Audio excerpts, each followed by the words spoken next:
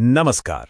आज हम हरियाणा की एक बहुत ही महत्वपूर्ण विधानसभा सीट अंबाला कैंट के राजनीतिक ताने बाने की गहराई में उतरेंगे। ये विश्लेषण किसी भी दल के पक्ष या विपक्ष में नहीं है, बल्कि ये आंकड़ों और जमीनी हकीकत की रोशनी में यहाँ के लोकतंत्र को समझने की एक कोशिश है। हमारी ये पूरी पड़ताल 6 हिस्सों में चलेगी। सबसे पहले हम इस चुनावी मैदान को समझेंगे, फिर वहां के लोगों के असली मुद्दों को सुनेंगे। इसके बाद हम आंकड़ों की कहानी को खोलेंगे, मुख्य विपक्षी दल की संगठनात्मक चुनौतियों का विश्लेषण करेंगे और आखिर में शासन के लिए एक ठोस खाके पर और राजनीति से परे कुछ जरूरी बातों पर गौर करेंगे। तो चलिए शुरुआत करते हैं सीधे अंबाला कैंट के मैदान से। ये सिर्फ एक विधानसभा क्षेत्र नहीं है, हरियाणा की राजनीति में इसका एक बहुत ही खास मकाम है। स्क्रीन पर आप जो देख रहे हैं वो अंबाला कैंट का नक्शा है, लेकिन ये सिर्फ लकीरें नहीं हैं। ये उन लाखों लोगों के जीवन का कैनवस है, जिनकी उम्मीदें, जिनकी चिंताएं और जिनके सपने हर दिन यहाँ की राजनीति को एक नया मोड़ देते हैं। साल 2024 के जो आंकड़े हैं, उनके मुताबिक यहाँ कुल मतदाता हैं 2,04,314। ये संख्या इस लोकतांत्रिक इकाई के आकार को दिखाती है, जहाँ हर एक वोट की अपनी एक कहानी है, अपनी एक ताकत है। अंबाला कैंट की पहचान ही इसे सबसे अलग बनाती है।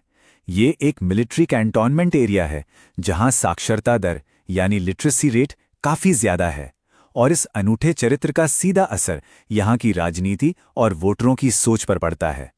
यहां के लोग मुद्दों को बहुत गहराई से समझते और परखते हैं। तो चलिए अब जरा बड़े नक्शे से हटकर और करीब से देखते हैं। उन छोटे छोटे लेकिन बेहद जरूरी मुद्दों पर नजर डालते हैं जो यहाँ के लोगों की रोजमर्रा की जिंदगी पर सबसे ज्यादा असर डालते हैं।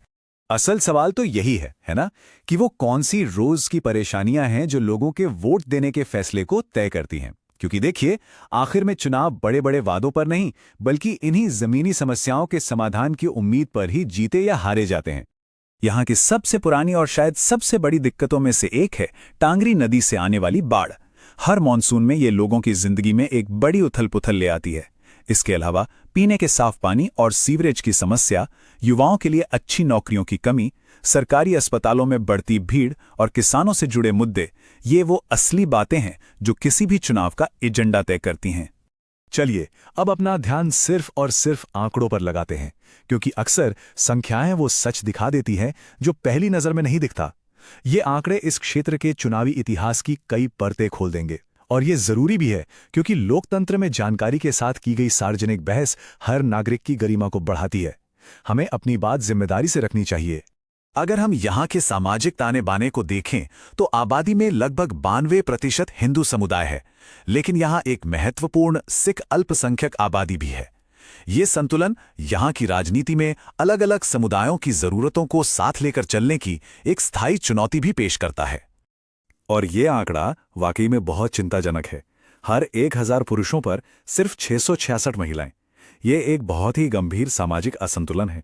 ये न केवल समाज पर सवाल खड़े करता है, बल्कि ये भी सोचने पर मजबूर करता है कि क्या महिलाओं से जुड़े मुद्दे चुनावी बहसों में वो जगह पा भी पाते हैं जिसके वो हकदार हैं।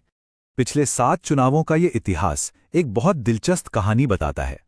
आप देख सकते हैं, यहां अनिल विज का एक लंबा दबदबा दिखाई देता है, पहले एक निर्दलीय के तौर पर और फिर लगातार बीजेपी के उम्मीदवार के तौर पर।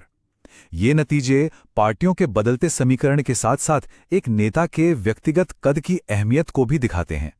ये चार्ट उस कहानी को और भी साफ कर देता है।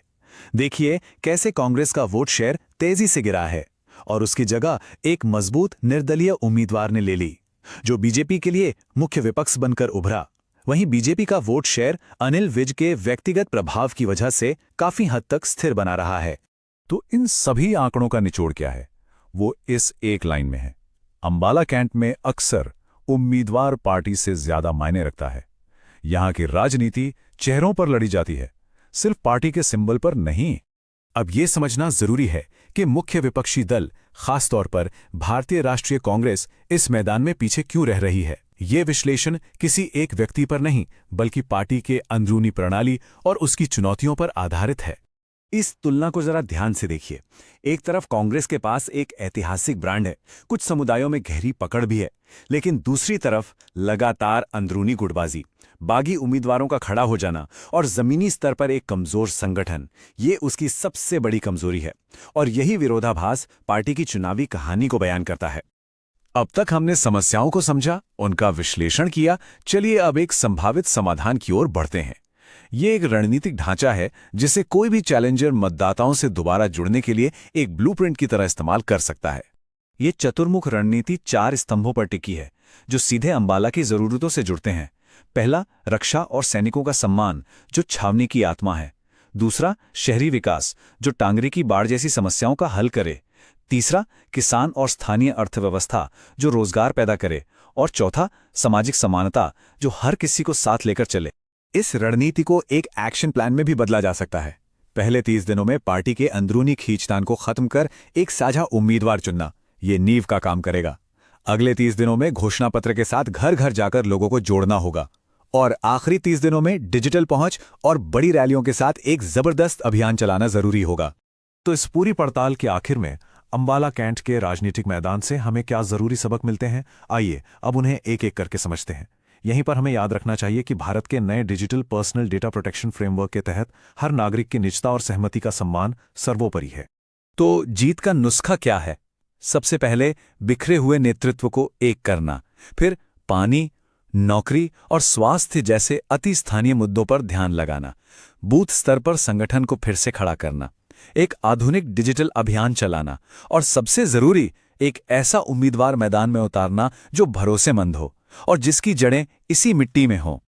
और हम आपको इसी एक सवाल के साथ छोड़े जाते हैं कि क्या एक बिखरी हुई पार्टी जमीनी स्तर पर मेहनत करके दोबारा लोगों का भरोसा जीत सकती है, या फिर अंबाला कैंट की कहानी वही रहेगी जो आंकड़े हमें इतने सालों से दिखा रहे हैं? इसका जवाब भविष्य में नहीं बल्कि यहीं के मतदाताओं के हाथों में है। अगर आप एक जन केंद्रित नेता बनना चाहते हैं और अपने निर्वाचन क्षेत्र का उत्थान करना चाहते हैं तो blueprintstrategies.ai से arh@blueprintstrategies.ai पर संपर्क करें या 0800 420 14 100 602 पर कॉल करें। राजनीति से परे एक उद्देश्य।